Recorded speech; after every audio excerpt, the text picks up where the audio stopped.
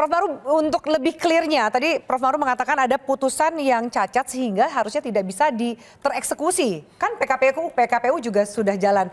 Dan ini pasangan para kandidat capres-cawapres sudah daftar loh Prof Maru. Ya. Apakah bisa langsung dianulir karena putusan yang dianggap cacat ini? Saya kurang tahu kalau soal pembatalan itu, tapi prinsip universal itu kalau suatu putusan cacat itu disebutkan dia tidak berlaku atau void ab initio, dianggap dari awal tidak ada. Jadi kalau misalnya Gibran mendaftar berdasarkan putusan MK nomor 90 yang dianggap kemudian tidak ada, maka apakah di sana akan menjadi sah? Oleh karena itu nanti saya kira PKPU itu akan diuji di Mahkamah Agung nanti dulu. Kemudian kalau dinyatakan dia tidak sah, ya kembali kemudian aturan usia dalam pasal 169Q kembali ke awal.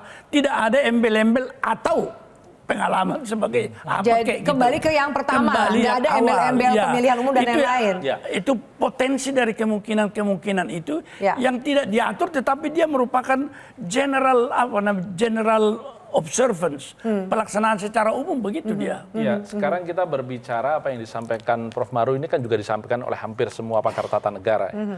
Yang prinsip bahwa saya belum menemukan pakar tata negara ahli hukum kita yang membenarkan putusan MK.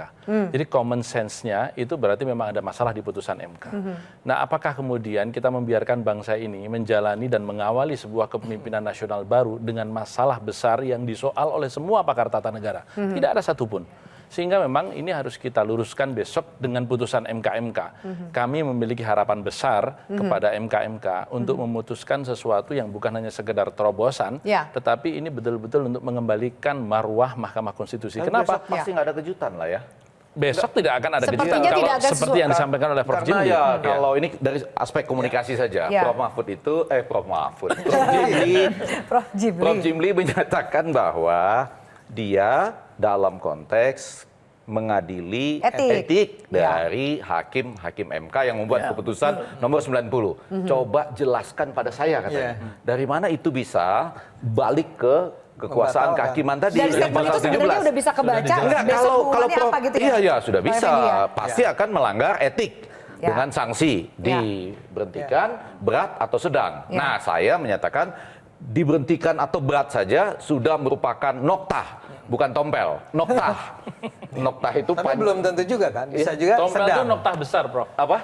Tompel itu noktah besar. Enggak, noktah hitam kalau tompel. Kalau noktah ini akan ikut terus kalau dia diberhentikan atau berat. Kalau sedang? Kalau sedang iya, seperti lagu dangdut yang sedang-sedang saja. Jadi bisa didebatkan, nggak akan terlalu berpengaruh pada saat tapi kalau berat, kalau diberhentikan dan berat, itu akan ngikut terus. Bang Effendi, kalau kemudian kan disampaikan ada kejanggalan gitu ya. Ada yang mengatakan bahwa tidak ada tanda tangan oleh penggugat dan kuasa hukum. Oh, itu gampang dijawab. Kalau kita bersidang di MK gampang dijawab pada waktu proses perbaikan ya. Tapi memang begini prinsipnya harus ditandatangani. Kan pemohonnya itu tetap bersikuku bahwa apa yang ditampilkan di website itu tidak ada tanda tangan. Jadi itu cacat formil itu. Termasuk juga penarikan dan segala besok yang terpenting adalah apa keputusan dari Pak Jimli dan kawan-kawan. Kan itu aja. Tapi selanjutnya, apakah teman-teman ini bisa membawanya ke Mahkamah Agung atau harus DPR yang membawanya ke Mahkamah Agung? Kalau buat saya ingin menyerukan kepada seluruh komponen bangsa ini.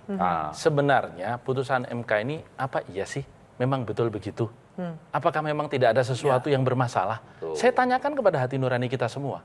Masa yang sudah nyata-nyata invisible hand seperti itu dia. Dan mereka mengatakan tidak ada masalah, gitu kan?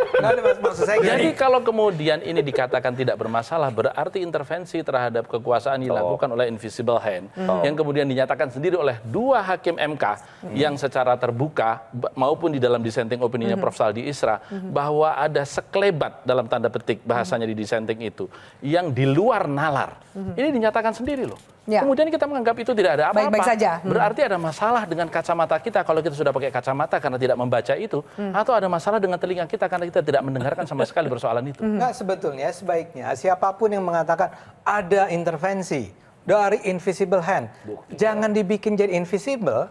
sebut saja apa yang terjadi dalam proses kemarin itu supaya orang tahu, oh yang campur tangan cawe-cawe si bapak ini nih. Kalau begini kan interpretasi kita jadi beda-beda. Saya pikir publik bisa menilai, publik bisa melihat situasi dengan ini karena zaman sekarang kan semua bisa akses. Ini Jadi presiden persoalan nih. Jadi begini, Pak Lurah bukan apa Pak yang tadi, Presiden. Pak Presiden iya. bukan saya, Jadi Pak Lurah. jangan salah loh Bang Ade. Ya. Anak muda, Gen Z, milenial itu sangat kritis terkait dengan isu hukum.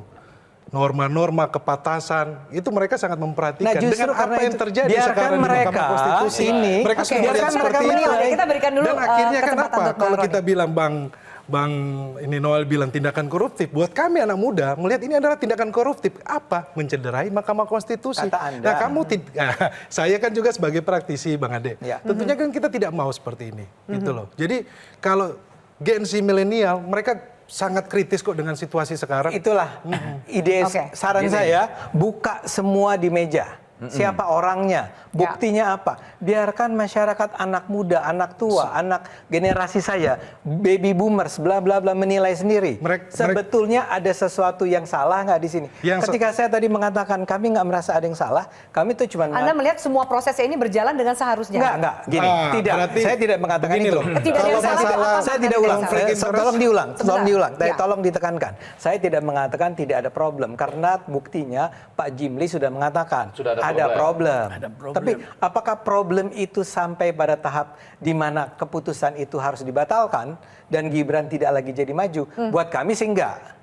Kami sih clear menganggap bahwa ya oke, dia adalah seorang paman, punya konflik kepentingan.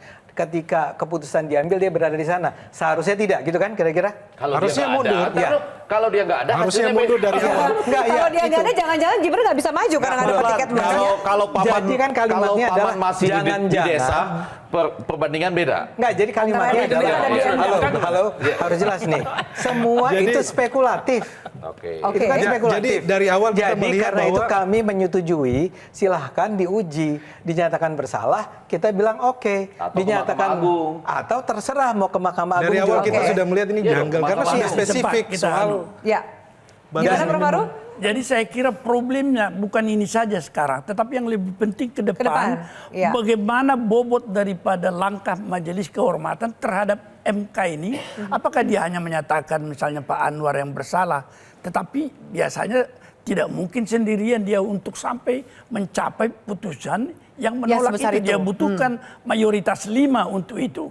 Nah persoalannya kalau ini tidak bisa ditindak dengan persis yang diharapkan, maka yang bahayanya adalah bagaimana nanti kalau Mahkamah Konstitusi ini yang mengadili perkara sengketa pemilu Sengketa di pemilu. masa depan. Saya baru Iya. paham nih. Itu Jadi akan maksudnya menjadi muncul suatu Permasalahan yang lebih ketidakpercayaan. besar. Jadi Dan itu jalan keluarnya apa, Prof?